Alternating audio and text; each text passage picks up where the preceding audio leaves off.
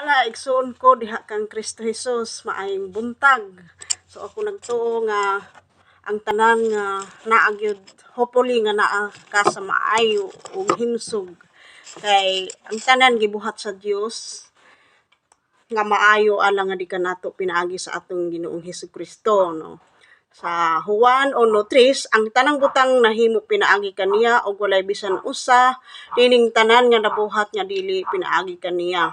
So ang tanan butang nga atong gikuptan, ang tanan butang nga nahitabo sa ato ang kinabuhi karon gibuhat ni sa Dios tungod kay naa siya mga katuyuan sa atong kinabuhi. Gibuhat sa Dios ang mga tawo sama kanimo ug kanako aron malipayong makaila kaniya, mahigugma kaniya ug mosunod kaniya. Mao kini ang paagi sa pagkinabuhi gusto sa Dios alang kanato.